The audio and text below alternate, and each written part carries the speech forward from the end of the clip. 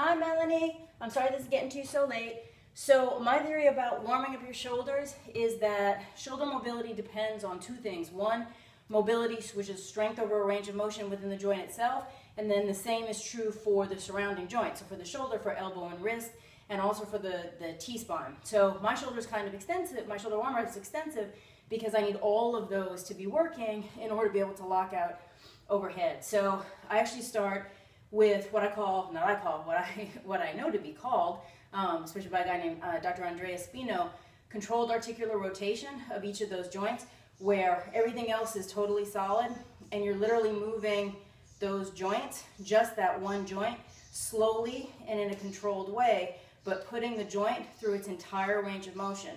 For the elbows, that's not just going like this.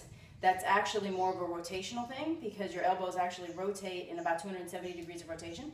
So in and out like this, and you can be warming up your wrists at the same time by moving them in and out of a similar range of rotation. If you want to focus on wrists alone, you can do that. So controlled articular rotation of both wrists and elbows for about a 5 to 10 count in each direction.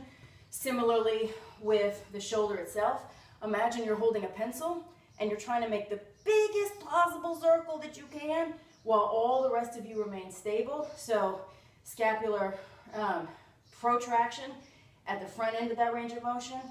Then you come up as far as you can, scapular retraction as you go back, scapular depression as you go down, trying to make this giant circle, that 5 times in each direction.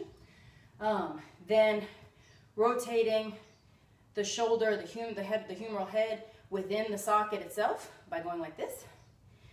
Then I do something I call wood choppers, which nobody else called wood choppers. I don't know what the hell it's supposed to really be called. But it's more of a dynamic stretch, which is really stretching the triceps and the kind of posterior capsule of the shoulder. So kind of wood choppers, like this. Then probably my favorite exercise for shoulder mobility are dislocates. Something lightweight, PVC, broomstick, there's a broomstick, nothing that has real weight on it. You can either do it always with a snatch grip. For me, you can try to come in closer and closer. Really hypermobile people can do it from here. I'm out here at a snatch grip. You can either do it standing up, like this,